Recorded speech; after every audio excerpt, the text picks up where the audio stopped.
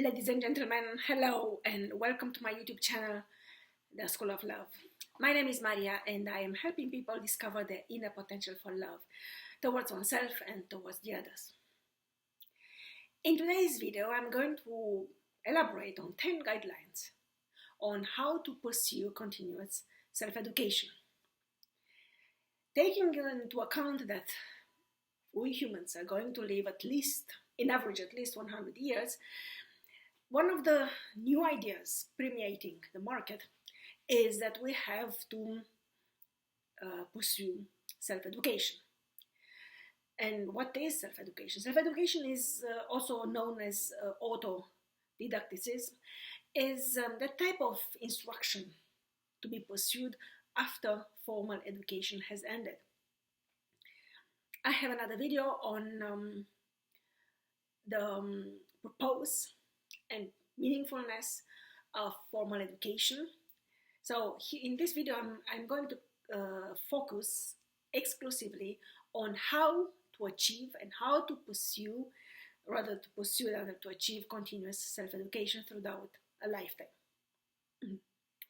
Again, these are only my ideas based on experience I have gathered so far in my life, and I'm more than happy if they can serve as a starting point for some of you. So let's get started. Number 1, read continuously as many books as possible from as many areas as possible. This is a big one. So reading books, and not only fiction books or literature books, is directly connected to increased wealth, increased mental acuity, increased emotional stability, increased empathy and compassion, and so on. So reading books has many benefits, but one of them is that we keep ourselves continuously instructed and up to date. Of course, one might argue we can also keep ourselves up to date by watching YouTube videos, by participating in workshops, in various seminars, or simply by listening to the news. But this is not the same as reading books. Books, for whatever reasons, there are some complicated, complex explanations related to how our brains function. Reading books has enormous benefits, and they do not decrease with age or with the volume of books we're consuming.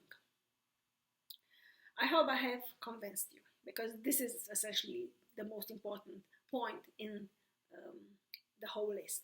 Number 2, choose regularly one topic you would like to focus on for a while and then study that topic more intensely. This is something I have discovered for myself, that it helps a lot to gather focus again and to concentrate instead of being all over the place.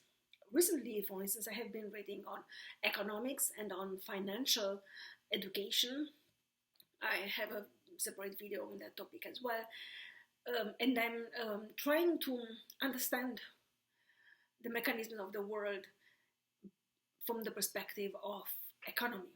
I must say it is very complex and it's very complicated, particularly because I have a brain which functions very causally, and economics sometimes just don't function like that. Number 3, talk to as many people as possible who might provide you with information and insights in various areas. This is not to say that you talk to people only to get the information and to keep you instructed and to keep you updated. But it is always a good idea to have interaction and meaningful exchanges with as many people as possible. They also don't have to be equally profound or equally superficial. It is enough to just interact with people. I know for the past 2 years, due to this global pandemic, which started in 2020 and is still stretching its ramifications into 2022, we're kind of losing our ability to interact with people face to face, to interpret non-verbal clues and so on. But talking to people is one of the best ways to actually keep yourself updated and to keep yourself in line with um, recent developments. Number 4, do your best to meet new people while deepening the relationships you already have. So this relates to number 3. And while it is important to get to know new people, it is also very important to deepen, to nurture the relationships you already have. Otherwise, you might come across as one of those social butterflies who actually is not able to move beyond the surface of a couple of encounters. So it is important to deepen your existing relationships and to enjoy it and to contribute to those relationships. Number 5, in your relationships, separate carefully between professional and personal ones. That is not to say that you absolutely cannot mix the categories, but by keeping clear categories and inserting people in those categories, it is easier to sort out existential inputs and outputs. What do I mean by that is, at least for the beginning, when relationships take off, when you get to know someone new and then you start to make appointments and to meet again, and while the conversations deepen and the exchange becomes more intensive, it is a good idea to know, is this a personal relationship, something I deal with privately, or is it a professional relationship, something which I engage rather from a professional perspective. The reasons why I make this separation is that in a way I talk with people whom I consider friends, or at least, belonging to my inner circle, or at least who have the potential to enter and to stay in my inner circle, and I behave in a different manner with those who clearly have a purely professional relevance. This is not to say that some professional relationships cannot move towards being more private, and some private relationships do not stretch at times into becoming more professional or professionally enhanced. But I'm actually very careful and very cautious when mixing up categories. Yeah, it's sort of social survival to have this kind of clear separation. I know in some areas of the world, like United States, this separation is not so clear. But then again, we deal there with very clear-cut relationship frameworks, and people just understand some sort of conventions. But if you have lived like me in at least 3 cultures on 2 continents, very different historical developments, then you want to have some sort of control over your relationships, and then be sure that you have a clear understanding of where your acquaintances, friends, family, and so on stay, co-workers and so on stay. Number 6, try to have at least 3 hobbies outside your profession. Ideally, you have 1 or 2 major hobbies and several minor hobbies. This is a big one. Arguably comparable with number 1, where you have this option to read books continuously. So why is this important? It's important because if you focus too much on work and on your profession, your perspective dries up, and you're not able to separate your life from your work. There is a reason why they call it work-life balance, or something I don't like. So I prefer the denomination of work-family balance, and I have a different video on this concept of work-family balance, of why it is important to have different areas for each of these dimensions of your life, yeah, and why it is actually a good idea to separate them. So the hobbies are the same. They allow you to decompress. They allow you to forget. They allow you to relax and to do something nice. You might be the type like me, where I turned at some point my hobbies into my professional career. I don't know if it was a good idea. I feel good about it, but sometimes I realize how exhausting that is.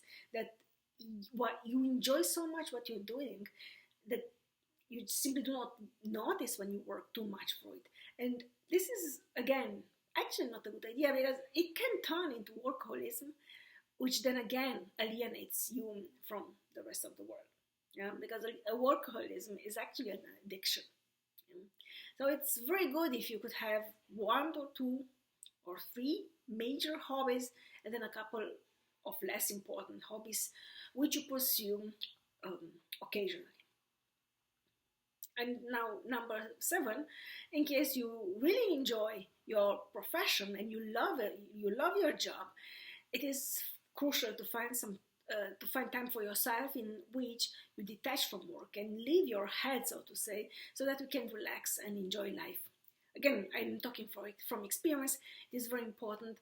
It is crucial. It is essential for your survival, for your mental and emotional survival, to have something else outside of your work, even if you enjoy it as much as I do, and as much as other people are doing. But work is work, and being present in your profession is being present in your profession. And at some point, your brain and your body and your soul, they need some rest. They need to move away from that. They need to just breathe and enjoy the butterflies. So it is essential for your survival to find time for yourself in which you do not engage with anything which relates to your professional life. Number 8, lifelong education is less for attaining financial security and more for finding new avenues to contribute to those around you. That is, immediate family, social environment, the world at large as you become older. So, what is essentially this lifelong learning, lifelong education, is a way of keeping you, of updating your hardware and software, so that you are still of some service in the world. Yeah. Many people don't know or don't understand, or maybe they know it but just choose to ignore. We are not entitled to anything. We have to contribute in order to have some sort of reasoning for existing in the world. And if we retire with 60 or 65 or 67 or even 70, we still have like 25 years of life. Except for grave illnesses, we're actually quite fit, and we have to contribute to the world. The problem is, if you start with 65 to re-educate yourself, this would be very expensive, excruciatingly difficult, and wouldn't really impact anything around you. It would maybe benefit you so that you don't develop Alzheimer or something like that, but for those around you, not so much. So it is important to keep this in mind, that we have to contribute to others, and in order to have a proper contribution, we have to educate ourselves, to keep ourselves updated, to check with the world around us if we are still fit, or maybe we just are being left behind by the world. Number 9, become a role model. Choose disciples and train them to become their best selves. Again, many people, as they advance in age, they cannot accept the fact that there is someone, there are some generations coming after us. Most of us cannot accept it. No, yeah. Most of us cannot accept that there are younger people behind us, that there are people who have different approach to life, and they're just healthier, stronger, younger, more charismatic. They were born with different premises, under different circumstances, with different premises. So we cannot compare ourselves to them. So in order to overcome this difficulty, it is helpful to become a role model and to turn towards the younger generation with a sort of warm-hearted humanism, in an attempt to teach them rather than to ignore them. And and resent them. Ignore them and resent them. These are the two parameters, I would say, which hinder communication between generations. And number 10, behave as if everything you do matters. Assume radical responsibility for your life, and you will live in absolute freedom. So, assume responsibility for your choices. Say, I'm choosing to learn or not to learn.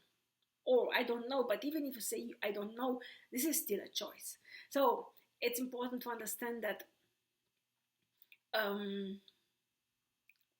we are our choices. And we are also the consequences of our choices. So in this train of thoughts, be careful what you choose, take responsibility for those choices, and also take responsibility for the consequences of those choices. That would be for today. Thank you for listening to me, and I am looking forward to welcoming you back very soon again. Love and peace to you all.